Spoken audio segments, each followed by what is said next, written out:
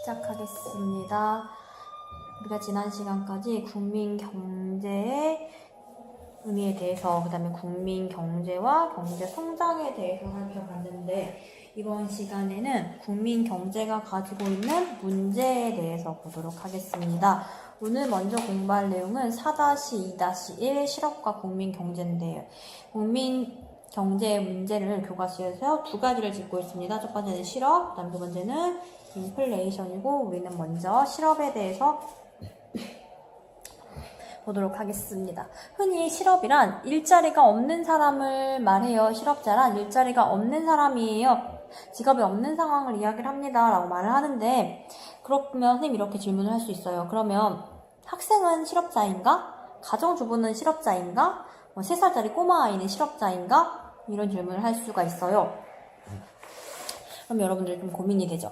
보통 우리는 일자리를 구하지 못하고 있는 상태를 실업이다 라고 이야기를 하지만, 실제로 경제에서 실업은 단순히 일자리를 구하지 못하고 있는 상태만을 이야기를 하는 건 아닙니다. 두 가지 전제가 붙어요. 처음 전제는 일할 능력이 있어야 되고요. 두 번째 전제는 일할 의사가 있어야 됩니다. 일할 능력과 일할 의사가 있음에도 불구하고 일자리를 가지고 있지 못한 상태가 실업이죠. 즉, 학생 같은 경우에는 일할 나이에 따라 다르겠지만 너무 어린 초등학생 같은 경우는 일할 능력이 없다라고 보는 게 맞고요. 고등학생 여러분 같은 경우에는 사실 지금 일할 의사가 없습니다. 그다음에 가정주부 같은 경우에도 일할 의사가 없기 때문에 실업이라고 할 수 없는 거죠. 그럼 실업과 관련된 지표들, 개념들이 무엇이 있는지 이제 보도록 할 건데요. 전 세계적으로 같은 기준을 사용을 하고 있습니다. 노동 가능 인구라는 게 있어요. 경제 활동이 가능한, 돈을 벌 수 있는 몇 살 이상을 말하냐면 15세 이상의 인구를 이야기를 합니다. 이 중에 노동 가능 인구 중에 일할 능력과 일할 의사가 있는 사람들을 경제 활동 인구다라고 이야기를 하고요. 일할 능력이나 일할 의사가 없는 사람들을 비경제 활동 인구다라고 이야기를 합니다. 그리고 이 경제 활동 인구 중에 일할 능력과 일할 의사가 있는 사람 중에 실제로 일을 하고 있는 사람을 취업자라고 이야기를 하고요. 이 중에 경제활동 인구 중에 실제로 일하지 못하고 있는 사람, 일자리가 없는 사람을 실업자라고 이야기를 합니다. 그러니까 단순히 일자리가 없는 사람을 실업이다라고 하는 것이 아니라는 겁니다. 그 다음에 실업 관련 지표들입니다. 이거 다 퍼센트로 나타나기 때문에 끝에 곱하기 100이 다 붙습니다. 흔히 우리는 실업률 하면 우리나라에 있는 모든 인구 중에 실업자 수의 비율일 것이다 라고 생각을 하는 경향이 있는데요. 그게 아니라 경제 활동을 하려고 하는 일할 능력과 일할 의사가 있는 경제 활동 인구 중에 실업자의 수, 비율이 실업률이고요. 경제 활동 참가율은 15세 이상 인구 중에 경제 활동 인구의 비율을 의미를 합니다. 그 다음에 고용률이라는 게 있는데요. 이 고용률은 취업자 수가 분자에 있는데, 분모는 경제활동 인구가 아니라 15세 이상의 인구를 포함을 합니다. 그러니까 실업률과 고용률이 완전히 반대되는 개념은 아니라는 거예요. 완전히 역의 개념은 아닙니다. 그다음에 청년 실업률은 똑같이 실업률처럼 경제활동 인구분의 실업자 수인데, 나이가 15에서 29세로 한정되어 있다는 특성이 있습니다. 이제 그러면 실업이 왜 발생을 하는가, 실업의 종류가 무엇인가, 그리고 실업의 영향에 대해서 볼 건데요. 흔히 우리 실업을 생각을 하면 실업은 모두 문제인 것 같아요. 실업률이 0%가 되는 게 좋아요. 실업은 본인의 의사와 상관없이 일자리를 잃는 거예요 라고 생각하는 경향이 있지만, 자발적인 실업도 존재를 합니다. 스스로 실업자가 된 경우인데요. 어떤 경우냐, 지금보다 조금 더 좋은 환경에서 일하고 싶습니다.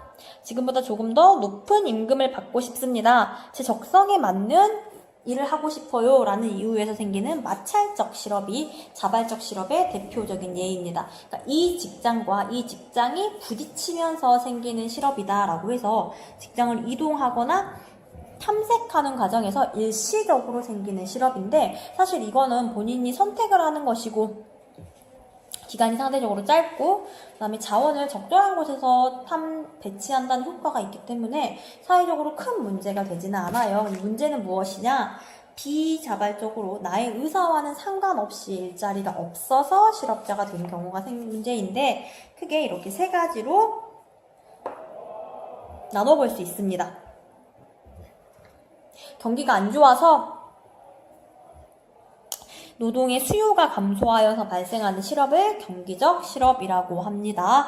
그 다음에 산업 구조가 변해요. 뭐 농업 산업 위주에서 지식 정보 사회로 변하게 된다면 기존에 있던 농부들이 모두 다 지식 정보 사회에 맞는 능력을 가지고 있지는 못하게 되는 거. 그런 사람들이 새롭게 일자리를 찾기가 어려워지게 됩니다. 산업 구조의 변화와 기술 혁신. 산업 구조의 변화로 생기는 건 구조 자체의 문제다라고 해서 구조적 실업이고요.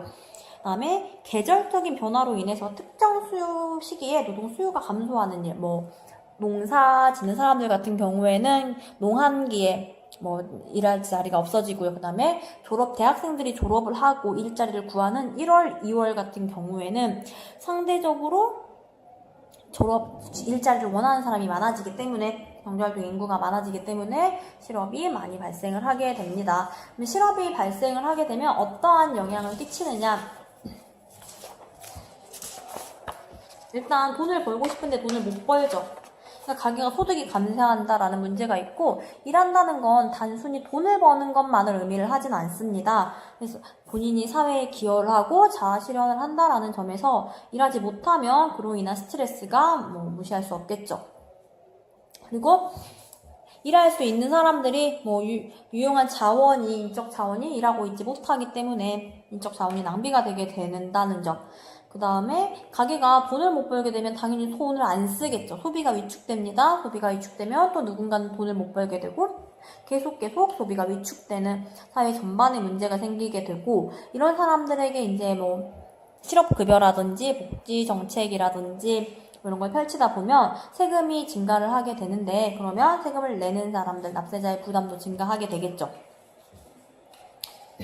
그리고 실업 때문에 일을 가진 사람과 취업자와 실업자 사이의 문제, 납세자와 세금을 납세하지 않는 사람 사이의 문제, 정규직과 비정규직 사회의 문제 등과 같이 다양한 갈등이 나타날 수 있습니다. 그러면 실업 어떻게 극복하면 좋냐라는 보면 되는데, 이거는 실업의 원인이 종류에 따라서 극복하는 방식이 달라요. 종류가 다른다는 건 원인이 다르다는 겁니다.